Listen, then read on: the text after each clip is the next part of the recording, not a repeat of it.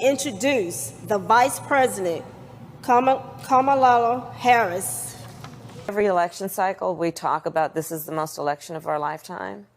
Lawrence, this one is. And I have been fortunate and blessed to, during the course of being vice president, have many situations where it becomes clear to me that there are, people of every age and gender, by the way, who see something about being the first that lets them know they don't need to be limited by other people's limited understanding of who can do what.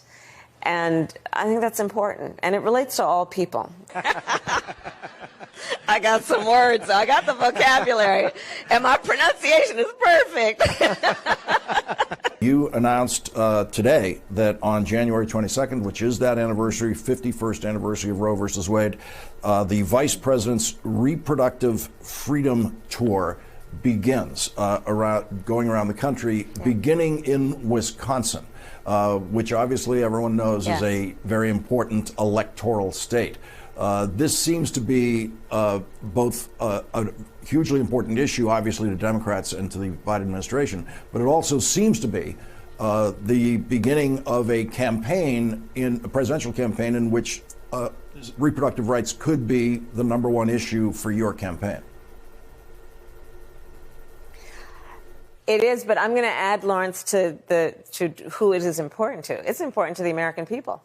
The majority of Americans agree that the freedom to make decisions about one's own body should be with the individual and not their government telling them what to do. Most of us agree that one does not have to abandon their faith or deeply held beliefs to believe that the government should not be telling her what to do with her body. The Department of Labor is developing an emergency rule to require all employers with 100 or more employees that together employ over 80 million workers to ensure their workforces are fully vaccinated. You look at bans.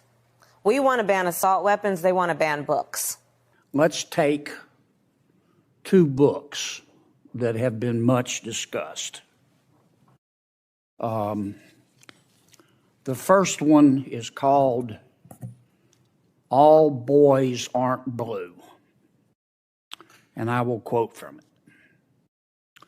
I put some lube on and got him on his knees, and I began to slide into him from behind.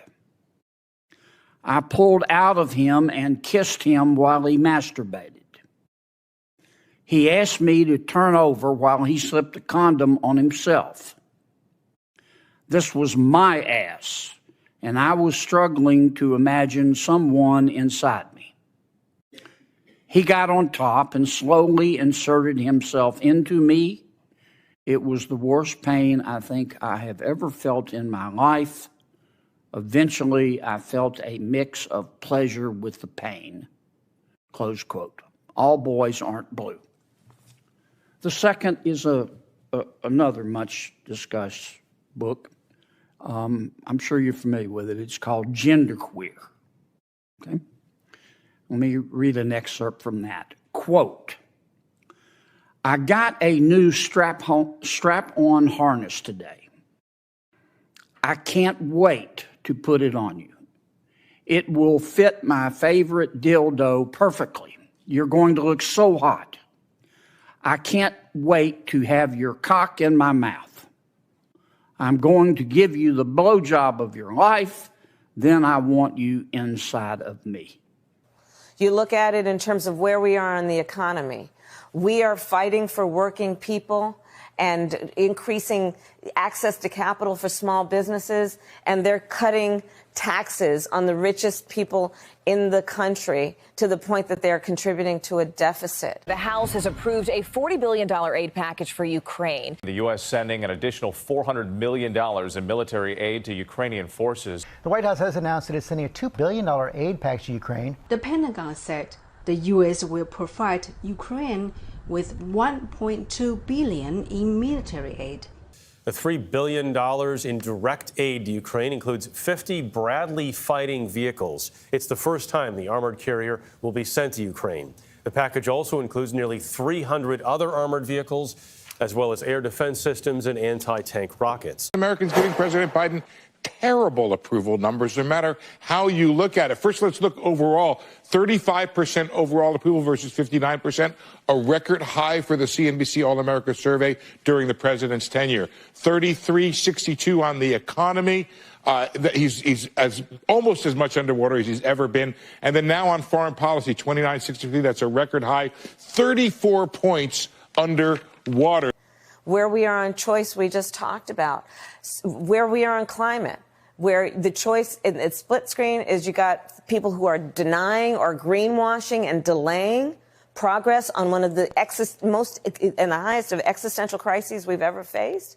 We, on the other hand, have invested historic amounts of dollars, over $1 trillion, in the climate crisis and building a clean energy economy.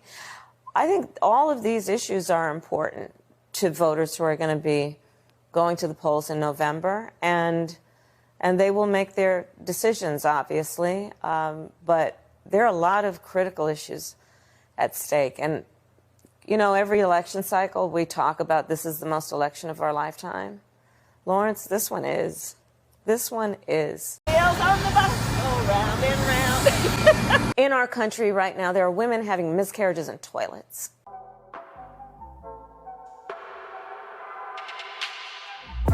I got some words. I got the vocabulary.